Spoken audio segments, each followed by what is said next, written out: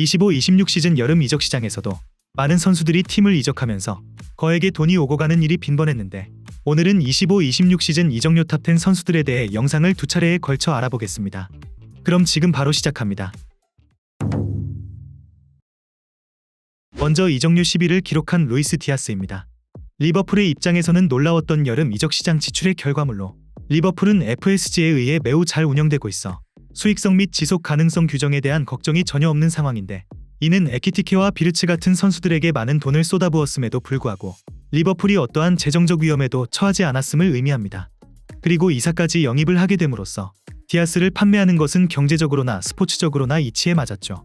디아스는 지난 시즌 최고의 선수 중 한 명이었고 라커룸에서도 인기가 많은 선수였지만, 그가 리버풀을 떠나는 것에 열려있다는 것은 한동안 분명했으며, 리버풀은 포르투에서 4,500만 유로에 영입했던 선수에게서 막대한 이익을 남기는 데 성공하였죠. 미넨의 입장에서는 드디어 왼쪽 윙어가 왔다는 점인데, 리버풀은 미넨이 왼쪽을 강화해야 한다는 절박한 필요성을 예리하게 인지하고 단지 요구 이적료에 대해 입장을 고수하고 있었을 뿐이었으며, 결과적으로 미넨은 리버풀의 요구에 굴복할 수밖에 없었습니다. 28세의 윙어에게 7,500만 유로는 꽤 높은 이적료며, 그의 마무리 능력은 종종 아쉬움을 남겼으며, 미넨이 리버풀에서 공격수를 사왔던 마지막 경우인 마네가 전혀 좋지 않았다는 점도 잊어서는 안 되죠. 하지만 디아스는 마네가 미넨에 왔을 때보다 두어 살 어리고 프로 경력상 가장 다득점을 기록한 시즌을 막마쳤기 때문에, 결과적으로 그는 케인과 그의 동료들과 정말로 잘 맞아떨어질 것으로 예상되고 있죠.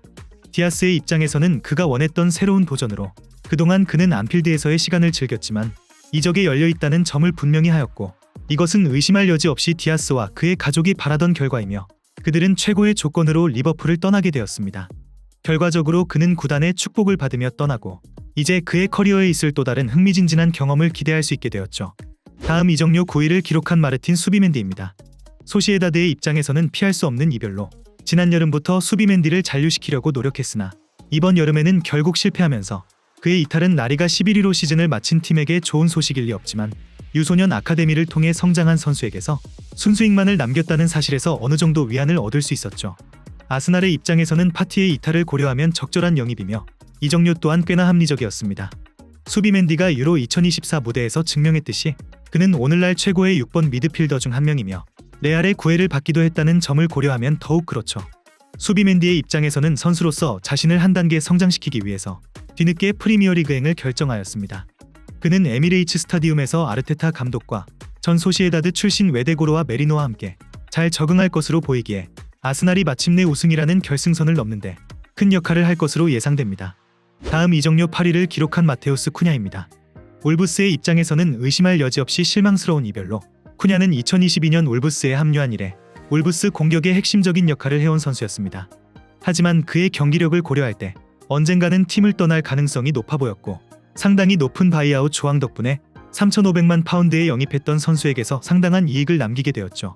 맨유 입장에서는 리스크가 있는 영입이지만 감수해야만 했던 영입입니다.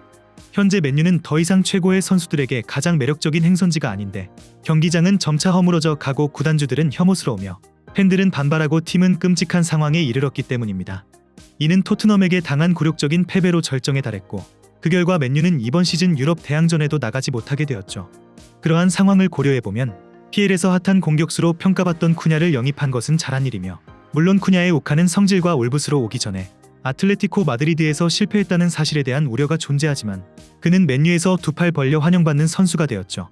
쿠냐의 입장에서는 표면적으로는 이상한 결정인데, 쿠냐는 우승을 위해 울브스를 떠나고 싶다고 말했고, 이전에는 아스날과 리버풀을 포함해 맨유보다 훨씬 강한 팀들과 연결됐었죠. 하지만 들리는 바에 따르면 많은 최상위 팀들이 그의 다혈질적인 성격 때문에 그에 대한 관심을 접었다고 하며, 그가 지난 시즌 총 6경기 출장 정지를 당한 것을 고려하면 말이 되는 이야기이기도 하죠. 맨유는 온갖 문제에도 불구하고 여전히 거대한 클럽이며, 만약 쿠냐가 올드 트래포드에서 울브스 시절의 폼을 재현할 수만 있다면 오랫동안 고통받아온 새로운 아이돌을 애타게 찾는 서포터들의 확고한 사랑을 받을 것으로 보입니다. 다음 이적료 7위를 기록한 브라이언 음베모입니다.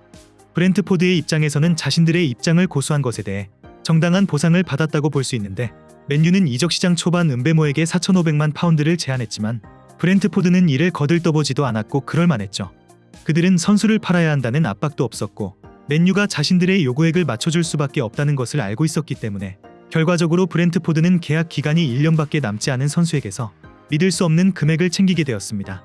맨유의 입장에서는 그들의 절박함을 보여주는 충격적인 신호인데, 아모림의 맨유는 지난 시즌 모든 영역에서 끔찍했지만 특히 공격이 형편없었다 보니 리그에서 단 44골을 넣는 데 그쳤습니다. 이 문제를 해결하기 위해 쿠냐를 영입하는 큰 움직임이 있었지만 은베모에게도 훨씬 더 많은 돈을 쓰게 되었죠. 물론 은베모는 아모림 감독이 선호하는 전술에 잘 어울리지만 그 포지션에는 아마드가 자리를 잡고 있었고, 그는 지난 시즌 맨유의 몇 차례되는 희망이었죠. 최근 몇 시즌 동안 수많은 비싼 영입생들이 고전했던 바로 오른쪽 자리에서 은베모는 본인의 커리어 하이 기록에 근접하는 성적을 낼 수 있을지 귀추가 주목됩니다. 은베모 입장에서는 한편으로는 의아한 결정이면서도 다른 한편으로는 전혀 놀랍지 않은 결정인데, 순수하게 축구적인 관점에서 맨유로의 이적은 은베모에게 거의 의미가 없기 때문입니다. 그는 다음 시즌 챔스에서 뛸 수 있었을 토트넘에서 전 브렌트포드 감독인 프랭크와 제외하는 편이 나았을 것이지만, 대신 그는 대부분의 선수들이 떠나야 이득을 보는 것처럼 보이는 클럽에 합류하기로 결정하였죠. 명성이 분명 한 몫을 했을 것이며 돈이 은베모의 결정에 주된 동기부여 요인이었다는 것은 분명해 보이죠. 다음 이적료 6위를 기록한 빅터 오시멘입니다. 나폴리의 입장에서 축구 역사상 가장 길고 혼란스러웠던 이적사가 중에서 드디어 기다렸던 하나가 끝이 나버렸습니다. 나폴리 회장은 한때 오시멘에 대한 2억 유로의 제안을 거절했다고 주장했는데, 작년에는 그가 오시멘에게서 1억 2천만 유로를 쉽게 받을 것이라 생각했지만, 이제 오시멘은 줄어든 바이아웃 조항을 맞춰줄 팀이 나타난 것에 대해 안도의 한숨을 내쉬게 되었습니다. 물론 회장과 오시멘 측이 그의 이적 전략을 완전히 망쳐놓았지만, 이적 시장 초반에 뒤늦게나마 그의 이적이 확정된 것은 적어도 작년과 같은 혼란이 반복되지 않을 것임을 의미하죠. 갈라타사라이의 입장에서는 정말 놀라운 영입 성공인데, 팬들은 지난 9월 오시멘을 두 팔 벌려 환영했고 그가 이스탄불에서 편안함을 느끼도록 최선을 다했죠. 하지만 오시멘의 임대 생활이 완전 이적으로 전환될 수 있을 것이라고는 아무도 진정으로 믿지 않았던 상황이었고, 오히려 그가 지난 시즌 단 41경기에 출전해 37골을 기록한 것은 이번 여름에 훨씬 더 부유한 클럽에 뺏길 가능성을 더 높였을 뿐이었죠. 하지만 갈라타사라이는 결코 포기하지 않았고 오시멘을 야심찬 새 프로젝트의 얼굴로 설득하는데 성공하면서 이 프로젝트로 인해 터키 챔피언이 다음 시즌 챔스에서 큰 파장을 일으키는 것을 목표로 할 수 있어 보입니다. 오시멘의 입장에서는 그가 처음 나폴리를 떠나겠다는 의사를 밝혔을 때 그가 전혀 염두에 두었던 시나리오는 아닌데, 오시멘은 PSG나 프리미어리그로 합류할 것을 예상했으나 터키는 그저 임시방편으로 여겨졌던 곳이었죠.